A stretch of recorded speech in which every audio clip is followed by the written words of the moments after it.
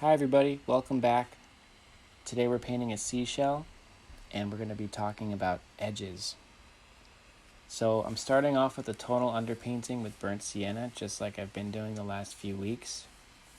I'm just trying to think about composition, value, shapes and lines, and just designing my picture, which we talked about over the last week or so.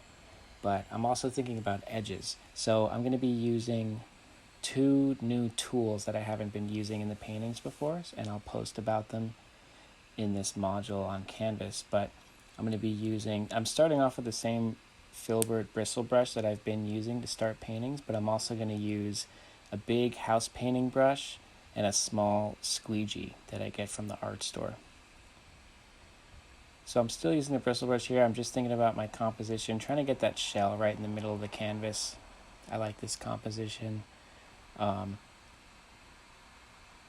If you want to make the shell larger or smaller, that's totally up to you. Or if you're painting a totally different seashell, maybe one that you found on your own and you want to light it in a similar way, that works fine too. So I quickly use the bristle brush right here, that big house painting brush, to diffuse the edges.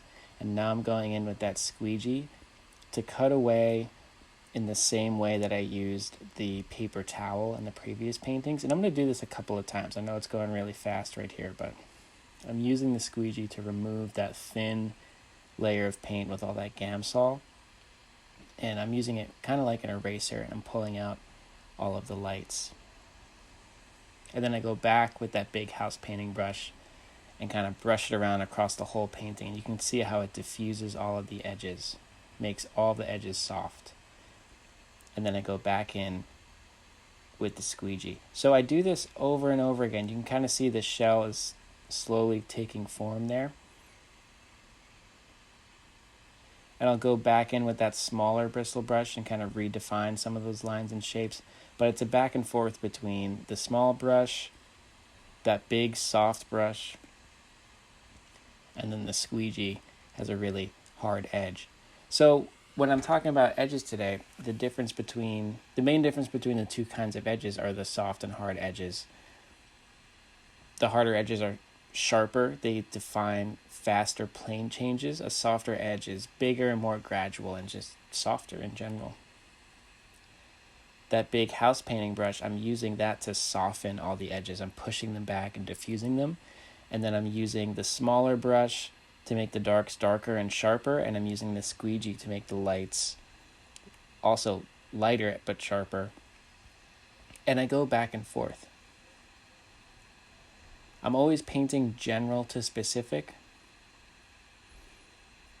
I like to kind of stay in orbit around the whole painting, the whole picture, and build it from the ground up, sort of all at once. It's a direct painting method. Rather than focusing on one area, then moving over to the adjacent area, and then moving over again from start to finish, I like painting the whole painting all at once. So using that big house painting brush and the squeegee together, I can go back and forth between light and dark and hard and soft edges really quickly. That's how I get to this underpainting that I'm at right now, pretty fast and efficiently. Speed is not really the point. The point is efficiency. I want every move that I'm making to have purpose. So right here, I'm mixing up a cool, dark shadow shape for the shadow in the shell. Remember, it's not black. It's a dark purplish gray kind of thing. And I'm just going to block this in. I'm making my two value statement nice and simple. I'm thinking about that cast shadow from like beneath that lip in the shell there, in the clam shell. Casting that shadow across that larger piece of the body of the shell there.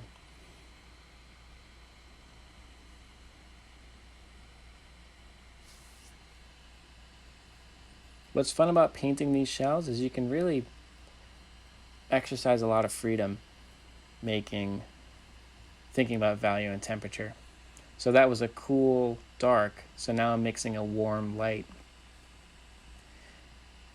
Shells obviously have lots of color in them, so kind of what I've been saying the last few weeks about value and temperature, I'm really designing my painting in the direction that I want it to. I like putting a warm light next to a cool dark because it creates contrast in temperature as much as it does in value.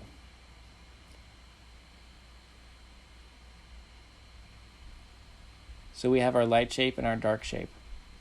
I like painting shells, and I like teaching painting with shells because they're very simple. Everything I've been talking about the last few weeks is all present right here, all at once with this shell. We have temperature shifts, value shifts, and a variety of edges, soft edges versus hard edges. So I have that light shape and that shadow shape. Now I'm mixing them together for a midtone. So remember, here in the midtone, you can push and pull with your saturation of your colors. I'm going to start off just managing these edges. I want to get that transition to be super smooth, going from light to dark. Even though it's a cast shadow, there are some areas of the cast shadow that are further from the object casting the shadow. So remember, that edge is going to be a little bit softer. So there's lots of room for that really subtle maneuvering between light and dark.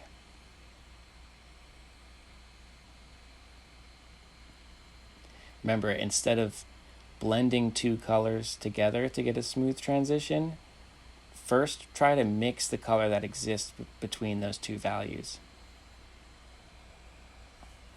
That's what I'm trying to figure out here on my palette first. I'm basically building a value scale that matches what's happening on that shell in front of me. By doing that, I'm going to have more paint on the surface of the painting, which is going to make it easier to smooth out later. But I'm also setting myself up for an opportunity to push that saturation within the midtones, because remember that most color is existing right there in the middle between light and dark. So I'm thinking about the direction of my light source, which is coming from the top left, and how it's affecting that whole shell all at once.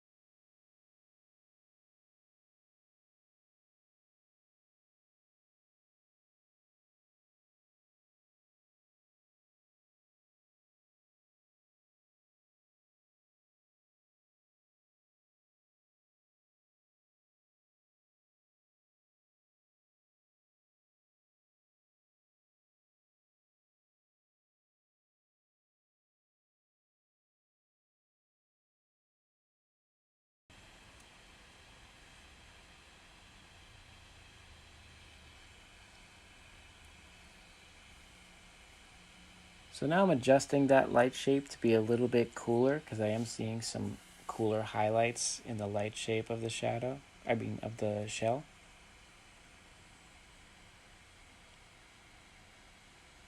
Again, I love how simple these shells are because it just gives you so much room to play with those little variations in temperature. So I just used that big brush again to diffuse the edges again. I use the brush across the whole shell. Diffusing those edges is really important to me. It kind of pushes everything back.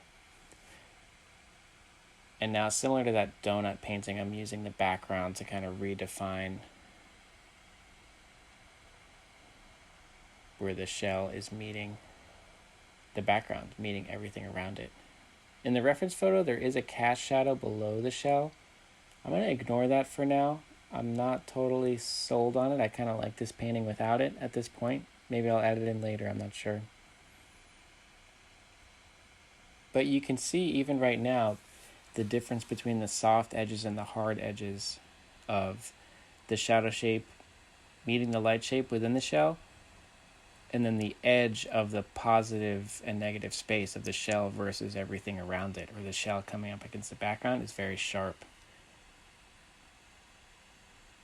So in this painting, try and push that contrast between your edges.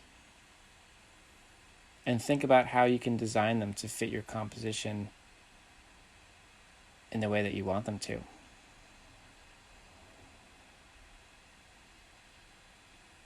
Remember, we don't have to copy our reference. We're translating it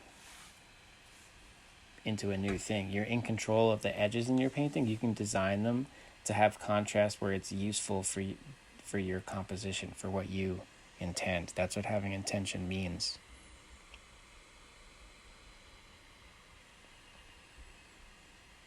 By picking and choosing the contrast in your edges, you're really in control of how the viewer moves around your painting and ultimately how they experience your painting. So when you use a big house painting brush like that to soften all the edges in your painting, it's when you want to go back in and rebuild those. By destroying it and rebuilding it over and over again, that process in itself is a shortcut to you distilling and picking out what's important to you in your painting. Remember, a camera is going to give us all of the information all at once. A painting is it's not so much a record of what you saw, it's more of a record of what you saw, but how you saw it.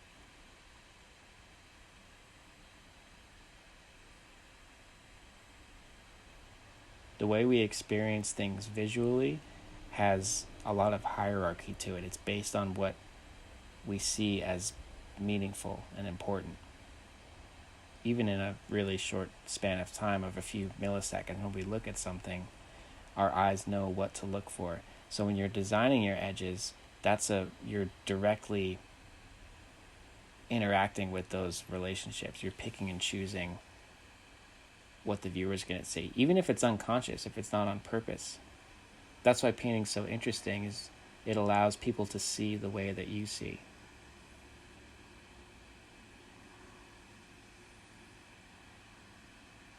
So learning to be in control of your edges when you're painting, it will help you become a better representational painter, but I think it's at the heart of why we make art in the first place.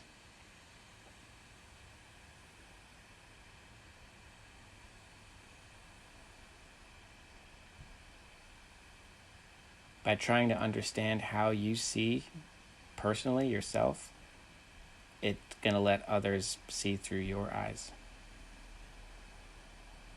Which, again, for me, I think is one of the most important reasons to make a painting.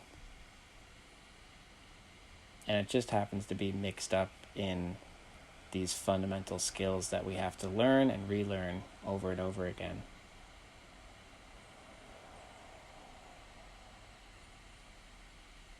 So just by deciding there's a softer edge here and a sharper edge over here, you're showing us, the viewer, how you, the painter, experienced looking at a thing. And I think that's really important.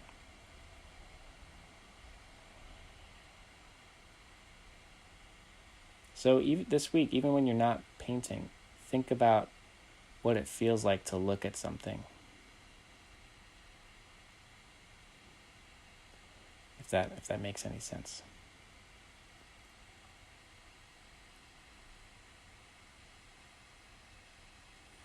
So remember, pay attention to your palette here. Think about value and temperature,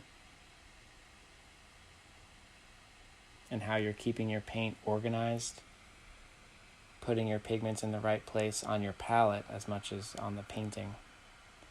The better you understand your palette, the easier it's going to be to paint and put it in the right spot on the painting. I'm still using that larger, not larger in the context of the house painting brush, but it's a pretty large filbert bristle brush for this painting. I'm getting into some of those smaller shapes at the top of the shell. I try to use as big of a brush as possible for as long as I can until it gets to be really difficult to maneuver within those tinier shapes, because it kind of forces me to make those bigger, more abstract decisions in making shapes and lines versus trying to render tiny little forms. So right here, I'm switching to the softer flat brush. This brush is it's a lot softer, so it's a lot easier to smooth out those tiny gradations. It holds a lot less paint. So I typically don't really start paintings with this. I usually use it somewhere in the middle of the painting around now. And I'm really starting to decide, picking and choosing softer edges and harder edges. I'm using the photograph as a guide, as a reference. Or if you're looking directly at the shell, that's ideal. You're using that as a guide to pick and choose what you like about each light shape and shadow shape and how they're interacting.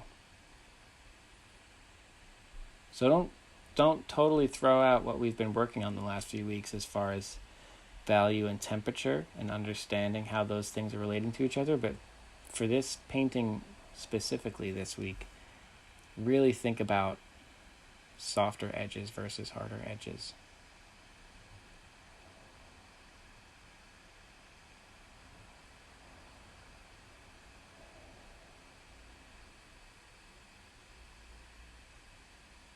So from that dark spot right under that lip of the shell right there, that's probably the darkest part of that shadow. Again, it's not that dark. I'm trying to push some color into it and not make it totally black. It's not totally void of light. There is some light in there. There's some color. But going from there all the way out to that outermost edge at the bottom of the shell is one long, super smooth transition from light to dark. That's going to contain that whole value scale for that shell within that space. So think about how smooth you want that transition to be. I go back and forth with like that line of the cast shadow. It moves in and out as I go in and paint the darks, and then I paint the lights. Painting the lights defines where the darks begin and end, and then painting the darks defines where the light begins and ends. And the line between the two kind of flickers back and forth. So here's the big house painting brush again, softening the whole entire painting. You're going to destroy some edges when you do that, and it's okay because you're going to know how to rebuild them. And remember, each time you rebuild those shapes, you're going to be a little bit more sure about where you're putting them and why.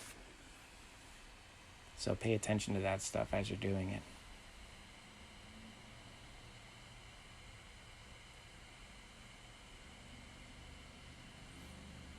So sometimes after softening all those edges, I'll go in and clean off the whole palette and just kind of just start over.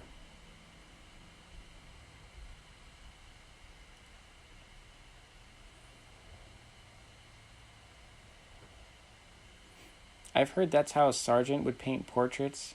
He would do direct painting from life in one sitting, paint the whole portrait, and then at the end of the day would pretty much wipe off most of the painting. Or if it was dry, sand it down a little bit to get a really soft, diffused version of what he did for the day. And that's sort of what I'm trying to recreate with this, using the big brush across the whole painting and then starting fresh. Because that freshness will be there on the final layer of paint, but that last layer will be the best version if we build it up over time, trying to understand what we're looking at and then ultimately deciding what we're going to leave. We're going to take what's useful and leave the rest. That takes some figuring out. It could take 3 layers, it could take 12. I've done paintings of shells like this that were done in 45 minutes and some were done in 3 months. And they sometimes look pretty similar.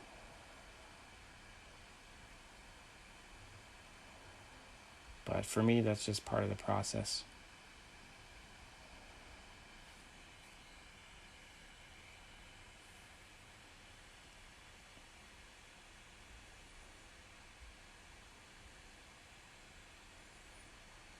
So here I'm still just using the background to redefine the edges of the foreground.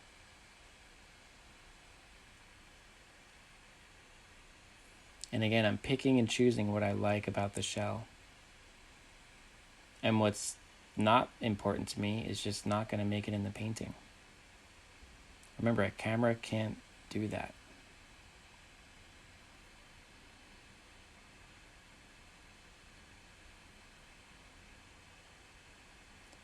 Not totally sure how I'm going to handle the rest of the background. I might leave it sort of unfinished.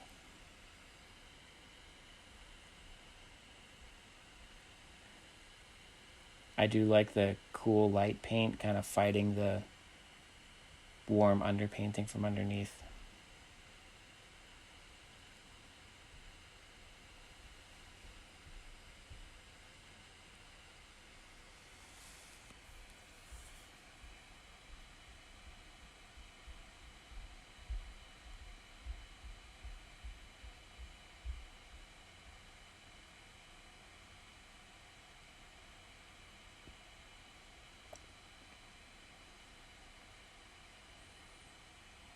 And now I'm going in and redefining some of the light shapes here. If you find that you constantly don't have enough paint, just get a bigger palette knife and mix up a little bit more paint than you think you need. Remember, the edges are a lot easier to manage if you have lots of paint on the surface. If the paint is really thin and feels almost like watercolor, it's going to be really hard to move it around. When the paint is thick, you can literally just pick it up and move it if you have to.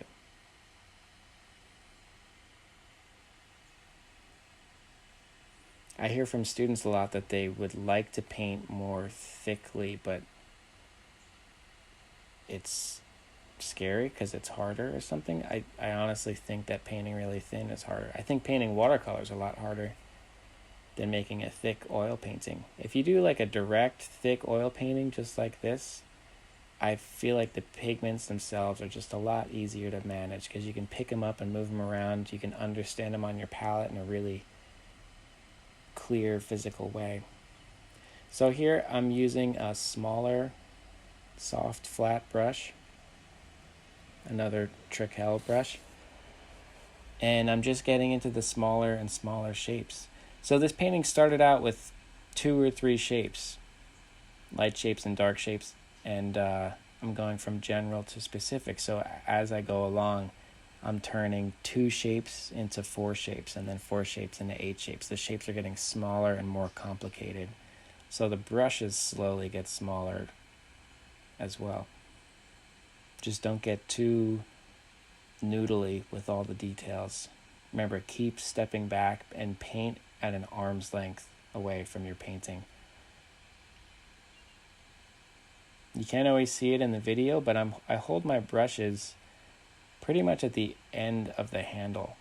That's why the handles are long, is so you can stand far back from your painting. So if you hold your brush at the end of the handle and you're a full arm's length away from your painting, that's really where you want to be. Because that's how you can see the whole painting. If you find that your hand is holding the brush right next to the bristles, like you're holding a pen, that might be a little bit too close. If you find that you get sucked into the details and your face is an inch or two away from your painting, please remember to step back and look at the whole picture.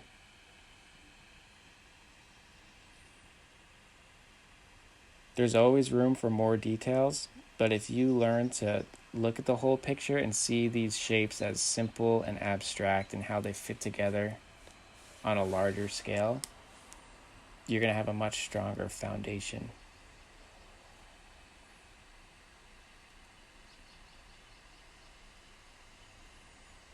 If you start out with just details, that's like if you were to make a cake, just starting off with really elaborate icing before you ever baked the actual cake.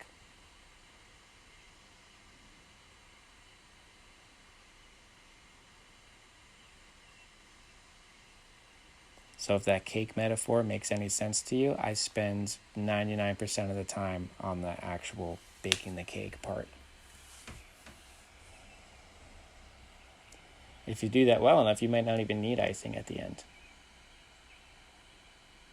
If that metaphor is confusing, please send me a message and we can talk more about it. I'm not sure if it works or not.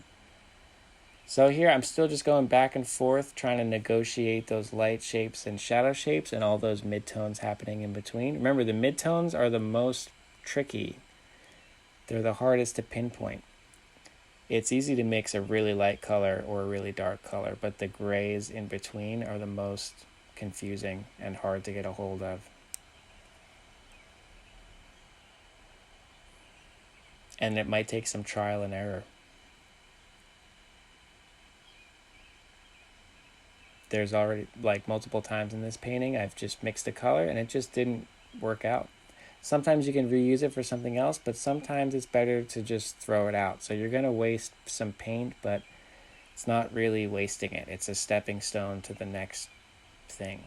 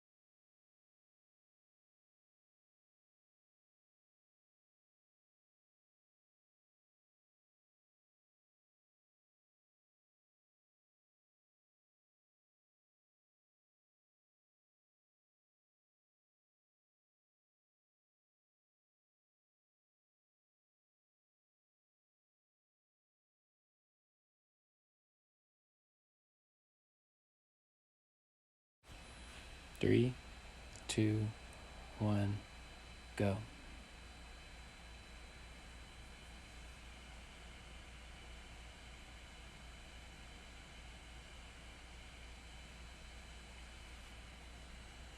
So as you work on this painting, don't be afraid to paint and repaint certain areas. If you get it all in one shot, that's great too. But look really closely at the dark turning to the mid-tone, turning to the light, and then all of the steps that exist within those. Your brush strokes can be as large or as small as you feel comfortable. However you want to translate that transition from dark to light and all those colors in between is totally up to you.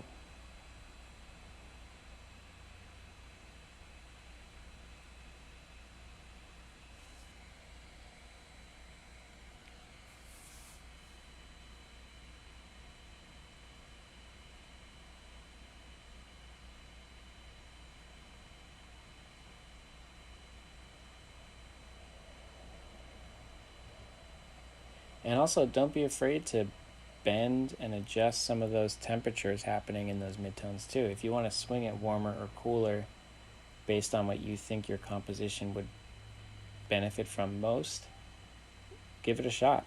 Just take a step away from your reference.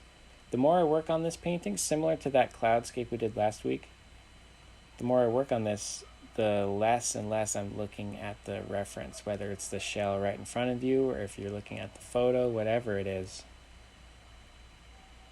It's becoming less and less a reproduction of that photo and more of my painting.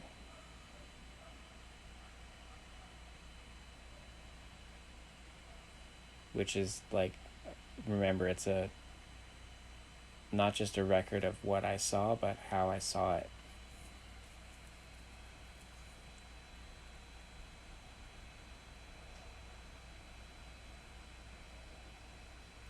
So there's that top edge of the shell that's a little bit brighter than the rest of it. It's catching more light. That value is really similar to the background. The main difference is in temperature. It's hard to even see in this video, so when I post a photo of this finished painting, you might see it better there. But we would call that like a lost edge. That edge is so similar to the thing next to it.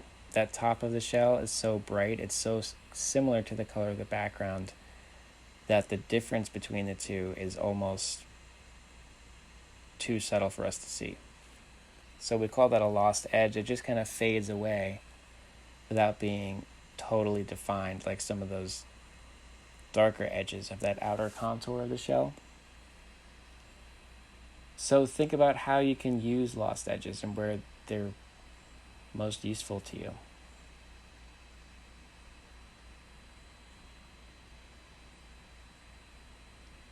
Being thoughtful about how you paint your edges it's literally going to define the forms in your painting.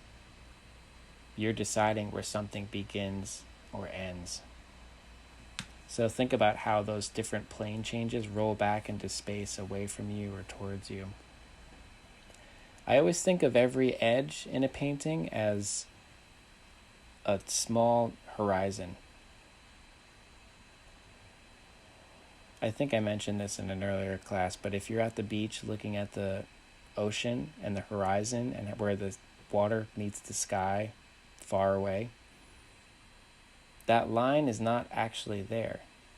It's the form of the earth turning away from your eye. And every time we paint an object, it's doing a similar thing. The shell doesn't end at the top or the bottom or the sides. It's just turning away from us. So the angle of that plane change is going to determine how sharp or soft the edge is.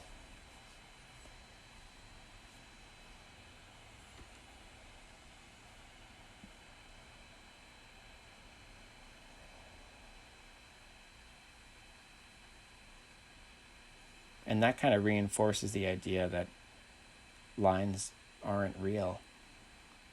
Every line that we draw is like a human invention or an abstraction.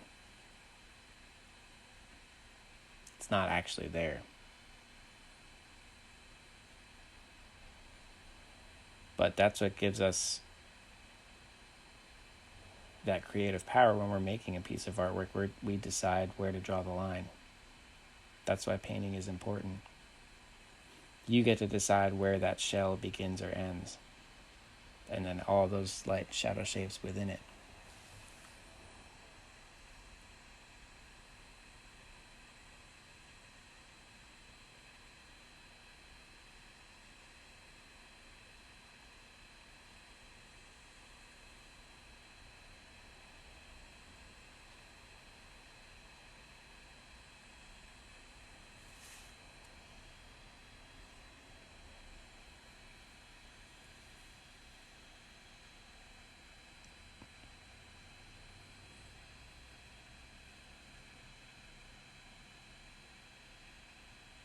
And I'm still back where I was in the early stages of the painting, making similar decisions,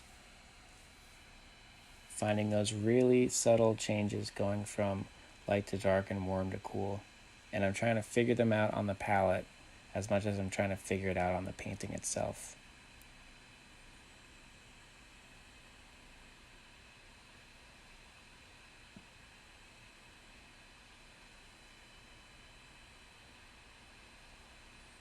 And it really does feel like this process could go on endlessly. It's hard to walk away from sometimes. And what makes it even harder is the next time I work on this painting, I'll end up in a similar place, making similar decisions all over again.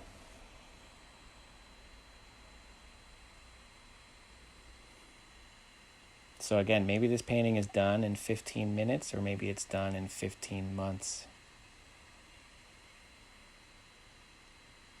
But as long as you're thoughtful about the design of your painting, with your values, edges, composition, temperature, if you're making every brushstroke count,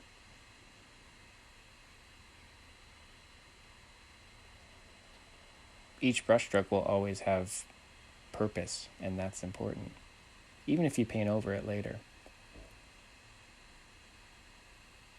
That brushstroke that you're painting over still got you to where you are.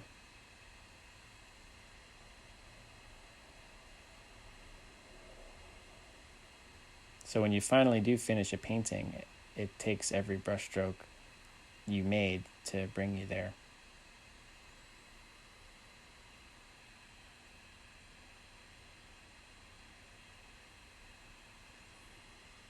So I'm just kind of reorganizing the background a little bit, not totally painting over some of those patches of light coming through from the beginning. I might paint over some of this, or all of it, or none of it, but whatever it is, I'm going to let it sit for a couple of days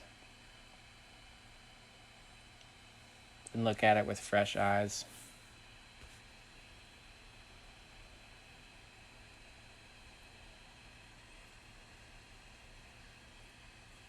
So have fun painting the shell.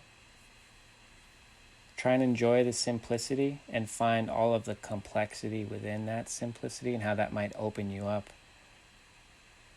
to a whole new process. If you're at the beach, go look for a shell you might want to paint, but I always think simpler is better. This clamshell is from dinner at a restaurant. I didn't even find it on the beach. I've got tons of shells from the beach, but this one that was getting thrown out at a restaurant was just extra beautiful, so here we are.